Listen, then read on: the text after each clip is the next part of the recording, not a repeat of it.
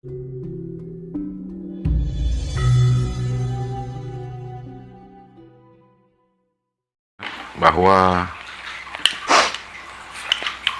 ada terbukanya pintu kesadaran itu ketika mungkin seseorang itu melakukan suatu meditasi, menyepi, istilahnya menuju keheningan.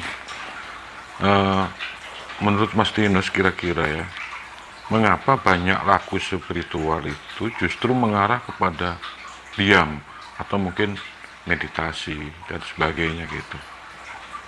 Nah itu kan diam itu kan kita memahami suatu titik kenyamanan tadi. Kita merasakan titik ketenangan, kedamaian hingga mencapai keselarasan, kebeningan, kefokusan, baru mencapai kesadaran. Dari kesadaran ini akan mempengaruhi segala kebijaksanaan di dalam diri kita. Perkembangan kebijaksanaan.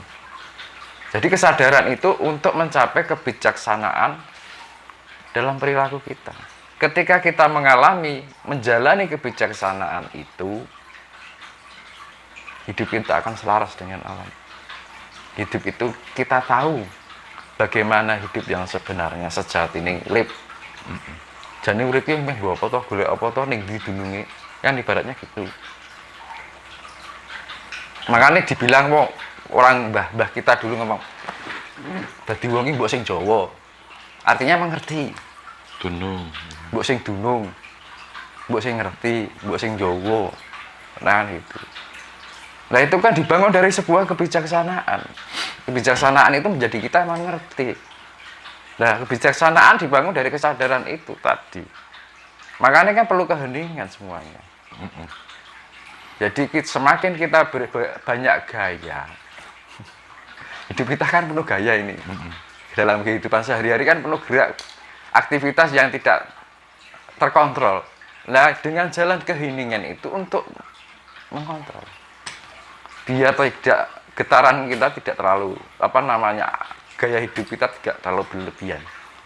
Semakin banyak gaya itu akan meningkatkan beban gitu. Ya. Misalkan Mungkin banyak energi yang terkuras. Iya, misalkan ini generator ya yang berputar itu. Nek badannya gerak itu kan mengurangi putaran gitu. Lah putaran yang berkurang atau vibrasi yang berkurang ini kan akan mengurangi kualitas frekuensi. Makanya orang yang nggak bisa mengendalikan emosinya, kurang bisa mengendalikan nafsunya, dia akan mengurangi kualitas vibrasinya, getarannya. Ketika berkurangnya vibrasi ini akan mengalami kelemahan frekuensi.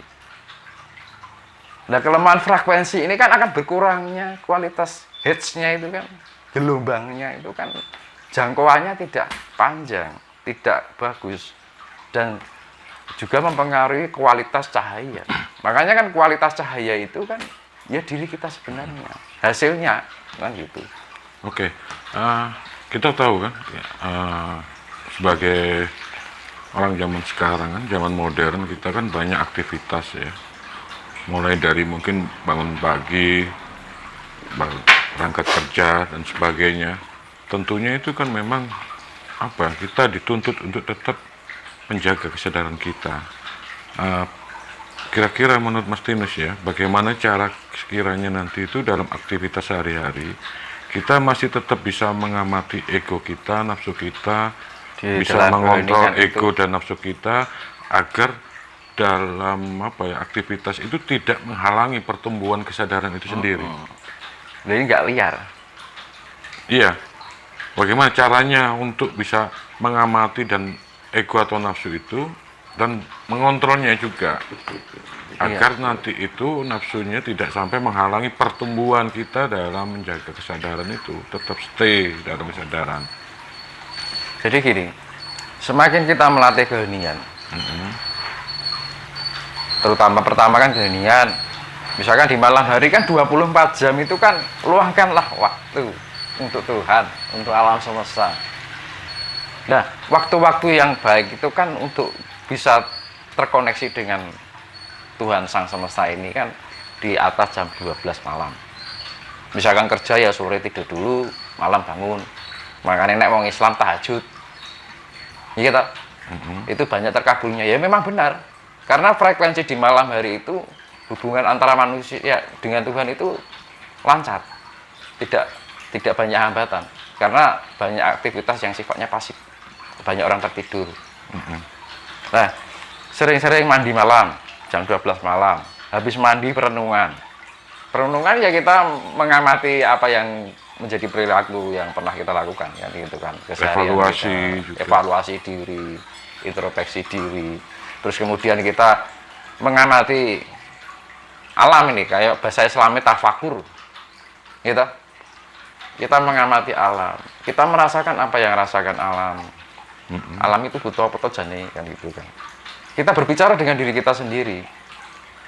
Kita sering-seringlah berinteraksi dengan diri kita sendiri, ya kan. Makanya kan ada sesuatu yang perlu dibenahi di dalam diri kita. Apa sih kekuranganku? Kita harus bisa servis untuk diri kita sendiri, melayani diri kita. Apa sih dibutuhkan awak ini? Apa sih yang dibutuhkan semua ini? Nah, dari perenungan itu baru kita sikap meditasi. Lah, dari kebiasaan-kebiasaan yang dilakukan itu secara otomatis, itu nggak usah berguru pun dengan cara itu bisa. Itu akan melatih tingkat refleksi kesadaran. Jadi gini, refleksi kesadaran itu gini.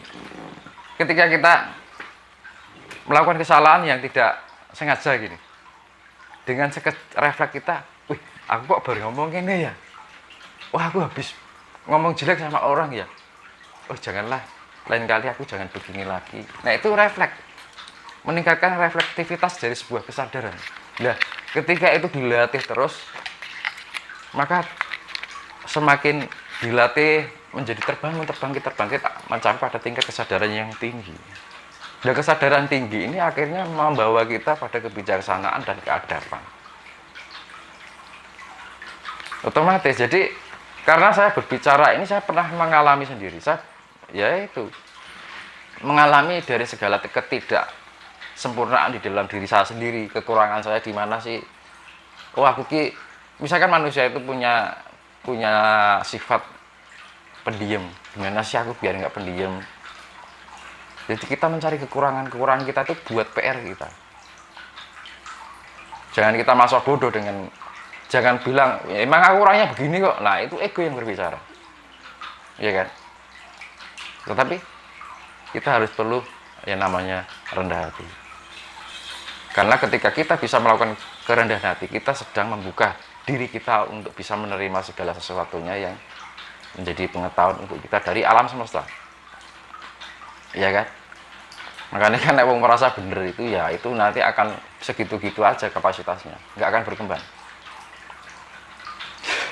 Merasa paling benar, paling suci, paling kaya misalkan. Nah, itu akan membatasi pengetahuan dia. Karena sudah terjerat sama zonanya sendiri, tidak mau berkembang. Ojo rumangsa bisa. Ning duwe bisa duwe rumangsa. Ojo rumangsa duwe ning duwe rumangsa. Kan gitu. Makanya istilahnya menungso ki kudu duwe rasa pangrasa dadi krasa. Wong nek ora ngrasake dhewe ora bakal percaya, kan gitu kan. Makanya kita harus bisa merasakan sendiri. Dengan segala pengetahuan hidup ini kita pelajari. Di bumi ini itu adalah kitab suci sebenarnya. Segala apa yang kita jalani, apa yang kita alami, apa yang kita hadapi itu adalah kitab suci kita. Itu pengetahuan kita melalui apa? Panca indera kita, indera penglihatan, pendengaran, penciuman, peraba. Itu dibiasakan melihat yang indah-indah. Dibiasakan menghirup yang indah-indah. Ya, dupa itu kan indah, wangi, baunya harum. Jangan kita termenjet itu sesuatu yang gak baik kan gitu kan. Terus kita mendengarkan nih, misalkan ada suara jelek, abaikan saja, gitu kan. Terus kita cara melatih ya, jangan membiasakan nonton misalkan di sosial media yang buruk-buruk, itu akan membawa sugesti kita untuk akhirnya kesadaran kita itu terbentuk keyakinan. Akhirnya ya misalkan gini, jadi kan misalkan orang ya, orang itu akan menyesuaikan dengan dirinya apa yang dia lihat, ya kan. Orang sudah berjiwa damai itu melihat hal yang buruk tuh menghindari kan gitu kan.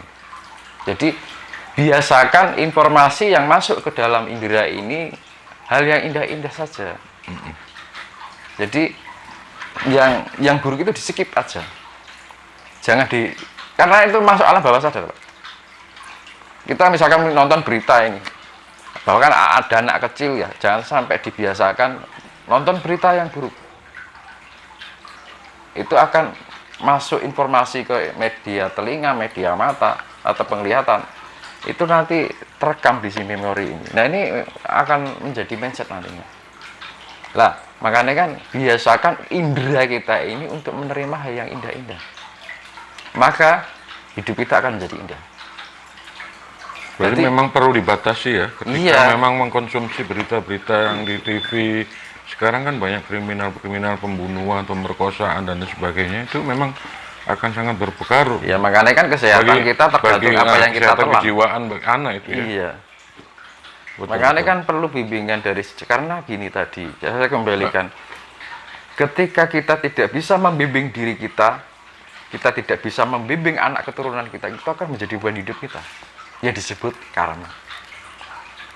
Tetapi ketika dengan kita melatih kesadaran kita, itu bisa meningkatkan diri kita, kualitas diri kita, bisa meningkatkan derajat kita di mata Tuhan, dan kita turunkan kepada anak cucu kita, dan kemudian anak kita bisa mengembangkan, itu akan menaikkan derajat kita, semakin menaikkan. Tapi sebaliknya, yaitu tadi, ketika kita tidak bisa membuat, makanya kan manusia itu tanggung jawab, gitu loh, pertanggungjawaban. Jangan sampai apa yang kamu lakukan itu berangkat dari suatu kesalahan.